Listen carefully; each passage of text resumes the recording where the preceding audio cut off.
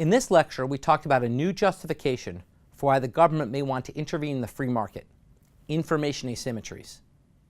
But remember that economics is all about trade-offs, and there's one here as well. If governments correct information asymmetry by providing insurance, this can give rise to a new problem we call moral hazard. Moral hazard arises when insuring against a bad event causes bad behavior. In other words, if I tell you don't worry about this bad outcome, I have you covered, then you might not take precautions against it. Moral hazard is a central feature of insurance markets.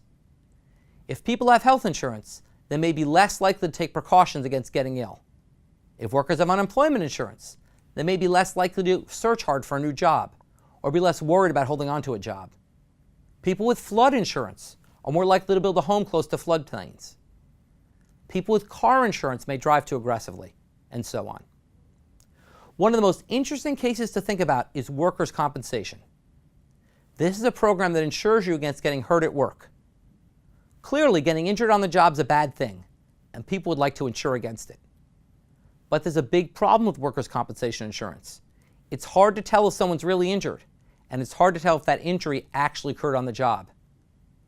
Many injuries are impossible to precisely diagnose, particularly chronic problems like back pain or mental impairment. And it's hard to tell whether injuries have occurred on the job or during a weekend softball game. There are some funny examples of this. One man in Florida said he hurt his shoulder moving furniture and got workers' comp benefits. A private investigator later caught him. He was working as a professional wrestler under the nickname the Navy SEAL. His shoulder didn't stop him from pinning opponents in the ring. Another funny example is from a mail woman. She also claimed a shoulder injury that stopped her from lifting mail bags and collecting benefits for several years. Later, she went in the game show The Price is Right. She was caught on camera using her whole upper body to move the famous wheel. Busted. These are folks who faked how bad their injury was.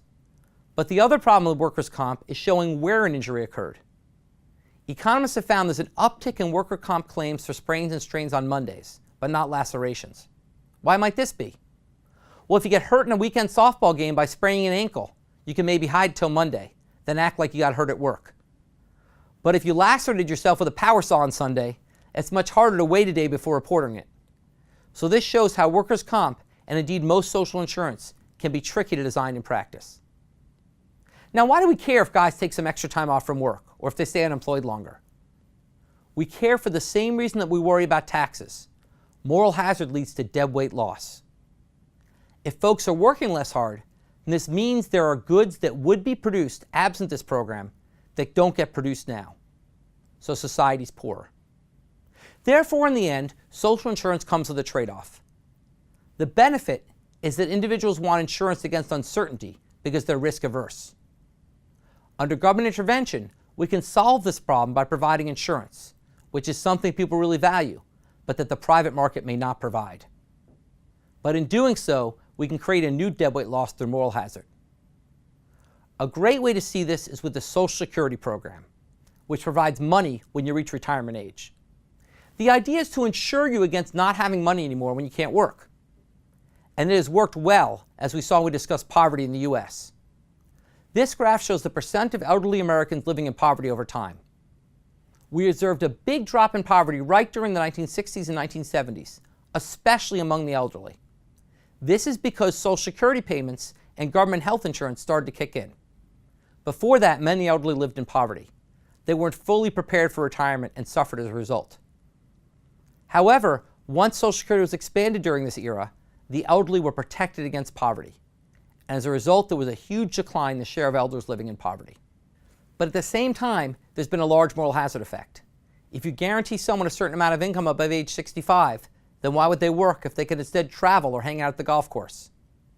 The result is about what you'd expect. There's been a big reduction in how many older Americans work. We have a smaller economy because older Americans are working less. Maybe this trade-off is worth it. Maybe it's important enough to keep our elders out of poverty that it's worth having a smaller economy.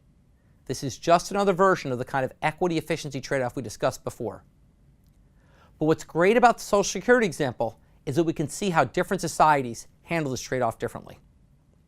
In the US, when you retire, we give you about 50% of your former income through Social Security. In many European nations, they give you more like 90%. That leads to a lot nicer life for retirees in Europe if they don't work.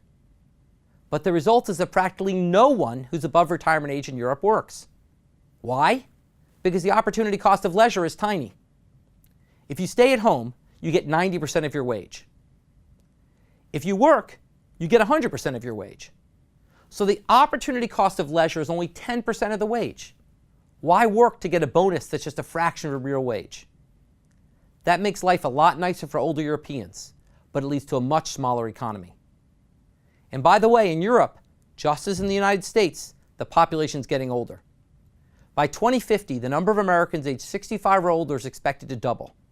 So Social Security programs will only get more and more expensive in the coming years, and the deadweight loss from moral hazard will get bigger. Governments have to struggle with setting up Social Security programs that appropriately balance the protection of the elderly against the deadweight loss and more retirement. And that's why we need brilliant new economists like you to study this and help make sure we're getting things right.